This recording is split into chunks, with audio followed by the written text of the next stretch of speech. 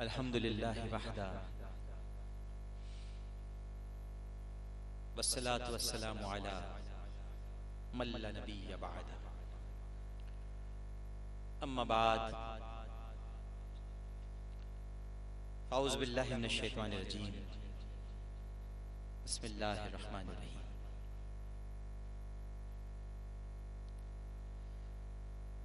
बुजुर्गान व अज़ीज़ान मुहतरम और अपने टेलीविजन स्क्रीन पर मुझे देखते हुए तमाम नाज़रीन किराम, अल्लाह सुब्हानहू व तआला का शुक्र है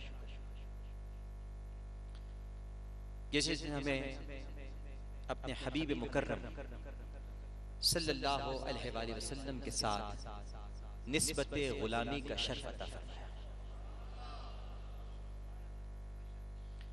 तमाम तारीफें उस ज़ात पाक के लिए हैं जिसने हमें नबी करीम सल्लल्लाहु अलैहि वसल्लम की विलादत बासआदत की नेमत उज़्मा अता फरमाई और इस पर खुशी व मसर्रत का इजहार करने के लिए इस सुबह मिलाद में जमा फरमाया और उस शहर में जमा फरमाया जिस पर बुजुर्गों का खास करम है। यूं तो न जाने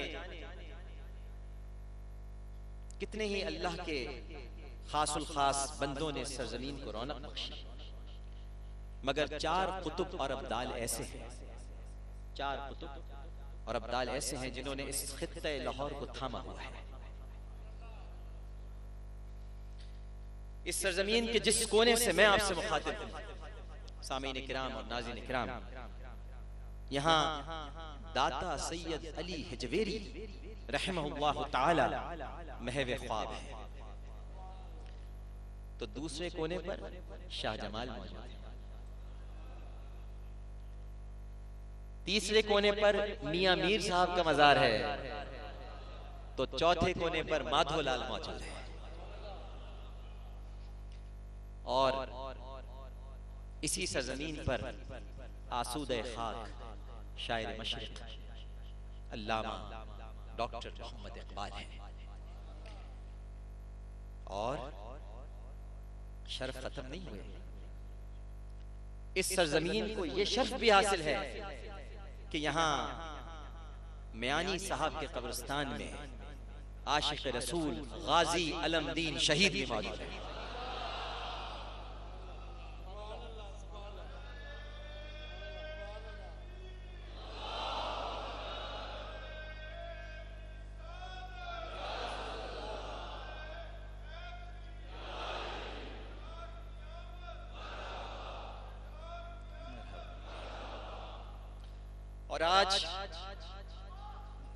और आज अल्लाह रब्बुल इज्जत का हम पर बड़ा खास करम हुआ है कि उसने दाता गंज बख्श अली हिजवेरी रहमहुल्लाह ताला के मरकत के बराबर में हमें अपने हबीब के जिक्र का मौका इनायत फरमाया है।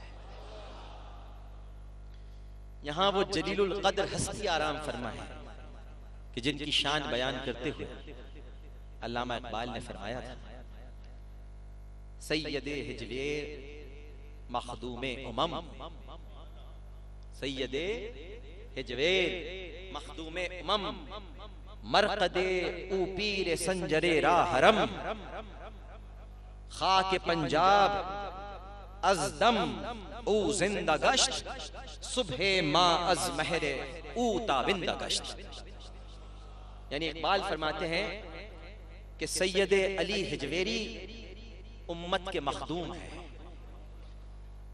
पीर संजर यानी मोइनुद्दीन चिश्ती अजमेरी के लिए इनका मजार हरम की मानद है। पंजाब की खाक को इस अजीम हस्ती ने जिंदा कर दिया और मेरी सहर इसी सूरज से ताबिंदा होती है। तो हाज़रीन और सामीन, आपने कभी गौर किया कि इन बुजुर्गों को यह मर्तबा किस तरह मिला, क्यों मिला, ये लोग क्यों अल्लाह की बारगाह में मकबूल हुए? और क़यामत तक के लिए मरजा खलाइक हो गए, इसलिए कि इनको अल्लाह के हबीब से मोहब्बत और निस्बत थी। और जो सरकार के दामन से जुड़ जाता है वो अल्लाह का महबूब बन जाता है। फिर कोई दाता गंज बख्श बन जाता है, कोई ख्वाजा गरीब नवाज बन जाता है, कोई महबूब इलाही कहलाता है, और कोई कुतुबुल अख्ताब के मकाम तक पहुंच जाता है। दाता को दाता किसने बनाया? दाता को दाता किसने बनाया? जिस पर अपना रंग चढ़ाया मेरे कमली वाले ने, जिस पर अपना रंग चढ़ाया मेरे कमली वाले ने, ख्वाजा फरीद और दाता बनाया मेरे कमली वाले ने।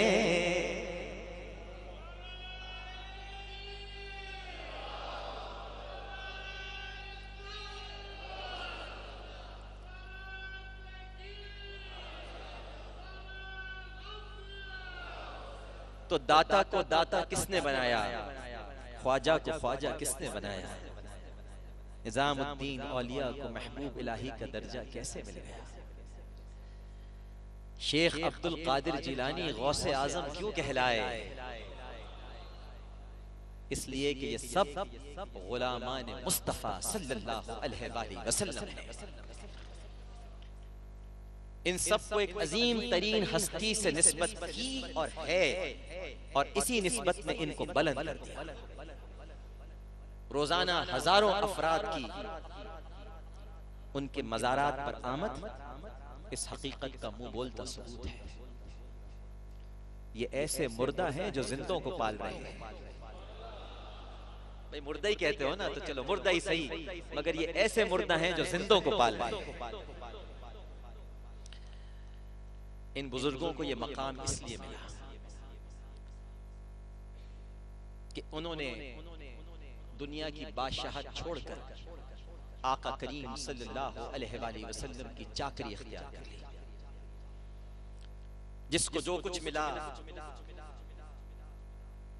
मेरे आका की चौखट से मिला और उन्हीं की निस्बत से मिला।